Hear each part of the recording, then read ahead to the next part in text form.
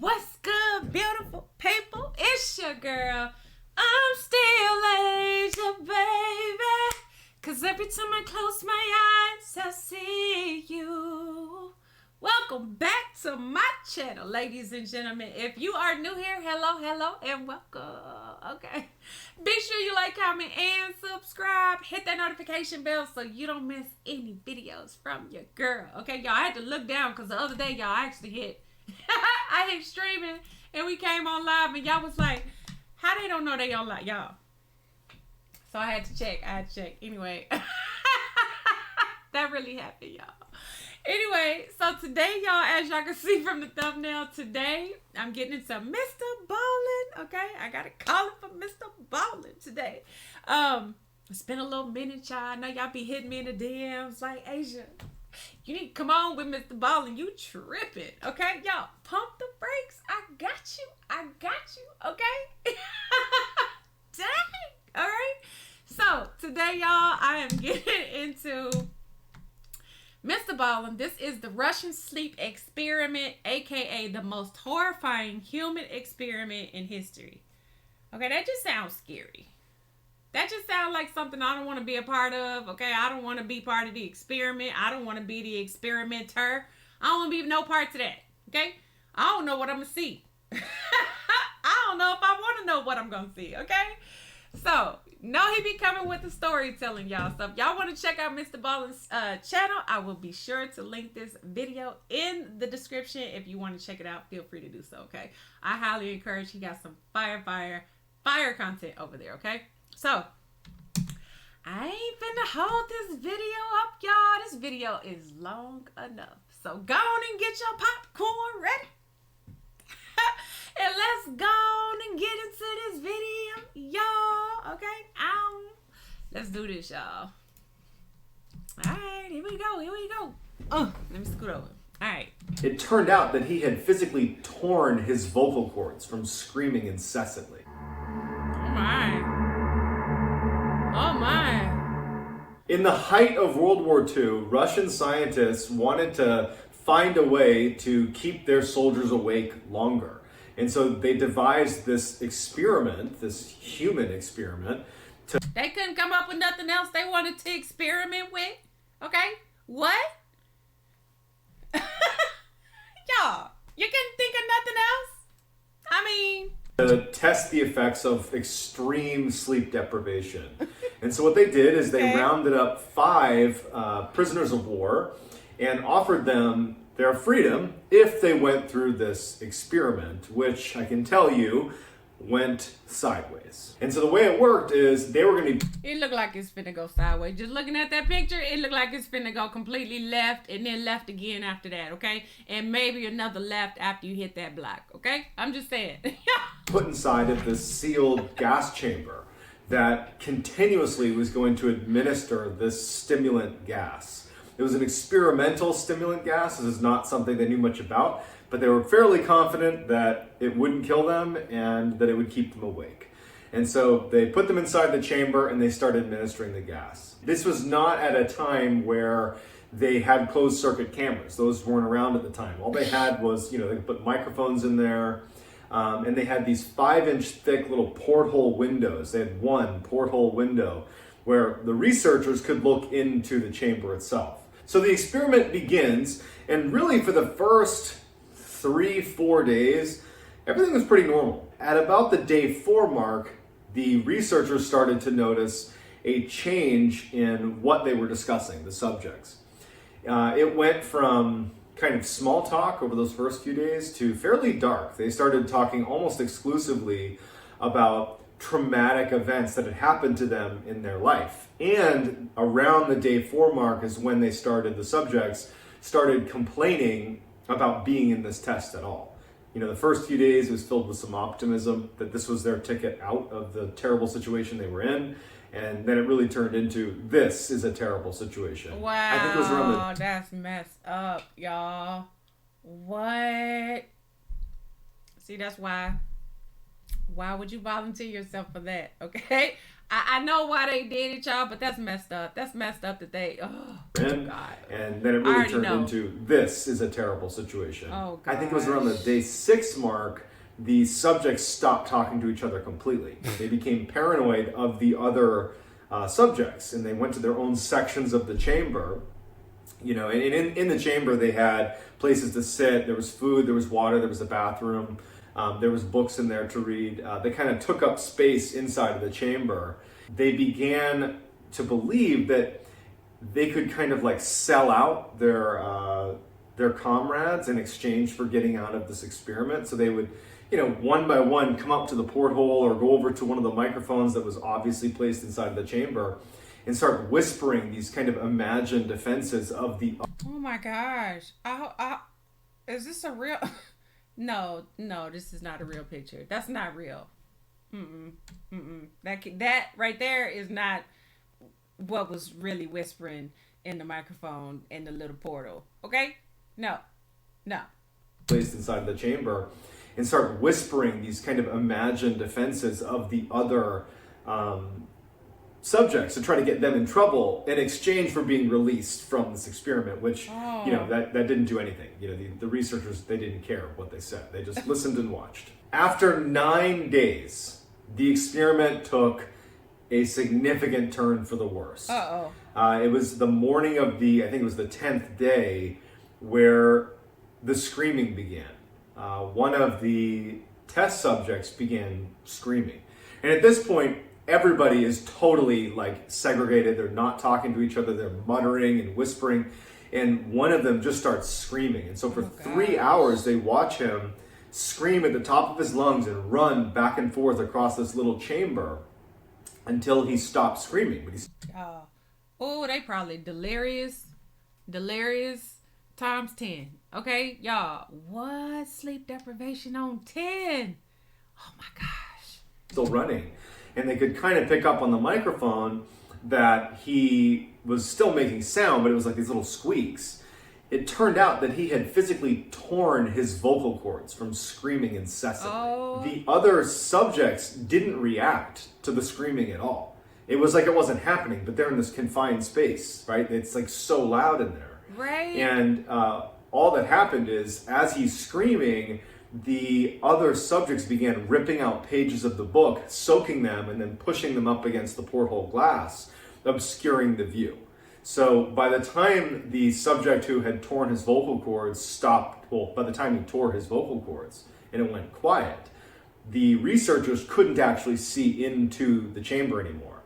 Okay, that's when they needed to shut it down. Okay? The project is over. The experiment, everybody need to go home. Okay? Everybody need to leave. Who does this? Y'all. Never mind. Don't answer that question, y'all. And once the guy had torn his vocal cords, there was no more sound in the room. So their view was obscured, and now it's gone silent. After 3 days of talking about what they're going to do, of complete silence in the room. Like they can't see in, it's silent. They're monitoring the oxygen levels in the room, and based on oxygen consumption in the room, apparently they could tell that there were people in there, probably at least 4 or 5, that were breathing oxygen because it was being consumed. So they believed they were alive, but after 3 days of silence, which really didn't make any sense, they determined that, well, either our microphones are broken, and that's a problem. Why not open the dang door and look to see if they're okay? Like, duh. I mean, 3 days, y'all? These fools crazy. I'm sorry. They crazy, y'all. Well, either our microphones are broken, and that's a problem. That's crazy. Or there's something wrong with the subjects themselves. So they decide that they're going to use the intercom to reach out to the subjects and basically tell them that they're gonna come into the room. Like, hey, we're going to test the microphones. We're going to be coming into the chamber. You need to lay on the ground and not interact with us. If you comply, we will offer one of you immediate release and freedom. So there's silence. After they use the intercom, they decide to do that. They talk through the intercom, and one of the subjects, now to this point again, for 3 days it's been silent. And one of the subjects, clear as can be, talks into the microphone and just says, "We no longer want to be freed." And so the researchers were like, okay, I guess they're alive and our microphones work, so they don't go in. They stay out of the chamber. Silence continues all the way up until the 15th day because, the window's still obscured. The subjects are not speaking, they're not muttering, they're not whispering, it's just silence. And on the 15th day, at midnight on the 15th day, they decide that the experiment was over. So what they did is they flushed the room. Well, thankfully, the experiment's over now. It's been quiet for I don't know how long, but what? Y'all, oh my God. The experiment was over. And so what they did is they flushed the room of the stimulant that had been continuously pouring into the room. They turned that off and they replaced it with fresh air. And that's when they started hearing the screaming from the subjects inside of the chamber. They were begging them, the researchers, to turn the gas back on, pleading with them, like begging, please turn it back on, as if they were dying. And then they opened the chamber, and now they're laying eyes on the chamber for the first time since like the 10th day. So it's been like 5 days. And they're seeing the chamber with their own eyes for the first time, and it's straight out of a horror scene. 4 of the 5 subjects were still alive. The 5th subject, who had perished at some point, there was chunks of flesh that had been taken off of his chest and his leg and had been jammed into the drain in the center of the room. And they had turned on the water in the bathroom and had flooded the room. There was almost 4 inches of water on the ground, like murky, stagnant, lots of gross stuff in their water all over the ground. And there's this dead subject. And all 4 of them have also, there's chunks of their own flesh that's been ripped off of their body.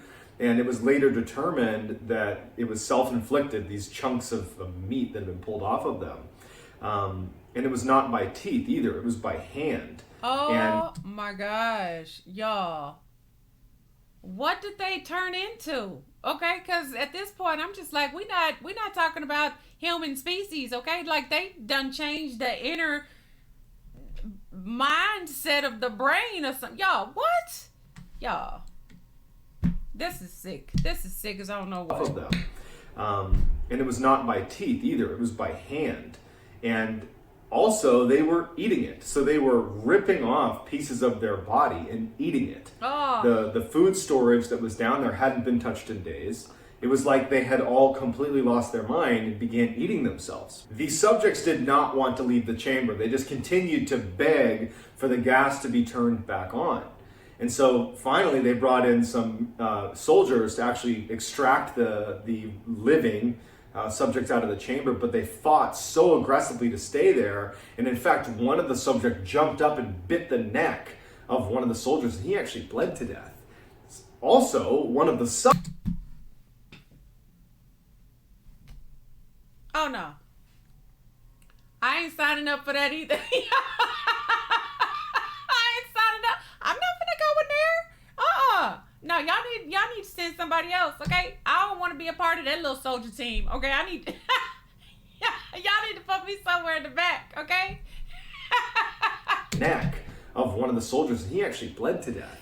That's crazy. Also, one of the subjects in the struggle, his spleen ruptured and he bled to death. So now you have 2 casualties just getting them out of the room. They finally get the 3 remaining subjects, living subjects, out of the room, and they heavily restrain them. They bring them to a medical facility because they need to go under surgery because they've had chunks of their own flesh ripped off. They're totally emaciated.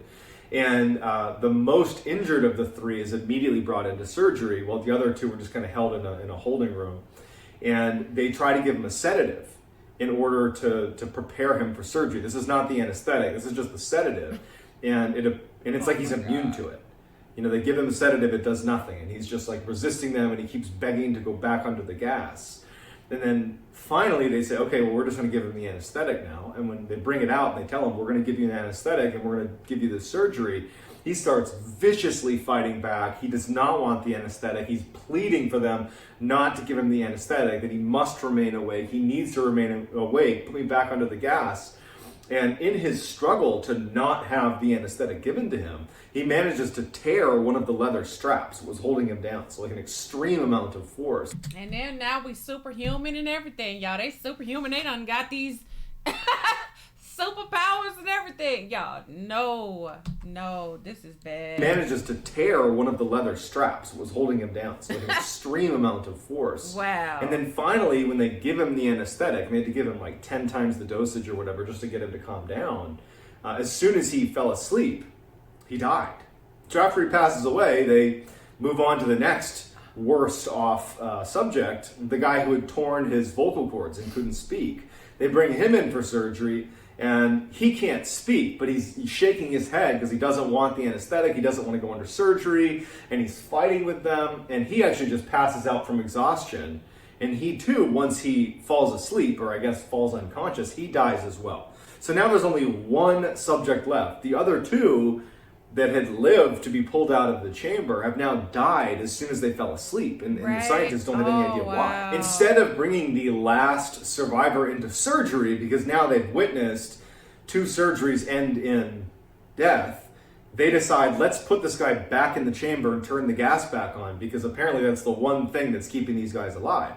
And so in preparation for being put back into the chamber, they hooked him up with an EEG that basically measures your brain waves, which I guess they hadn't done to this point in the experiment. And so they put him in there, and the scientists are watching the readout. Well, wouldn't that be something that they would have been doing throughout the experiment? I mean, other than keeping them in a damn cage like they some animals or something, y'all. Of the EEG. And they noticed that, like, his lines would just, inexplicably flatline and then go back to up and down and then flatline again. What? And one of them had the wherewithal to look at the subject as it's flatlining, and they could see that every time he closed his eyes, it was like he was micro sleeping, like these little blinks. Basically, every time he fell asleep for like a fraction of a second, it was like he was suffering a brain death over and over and over again.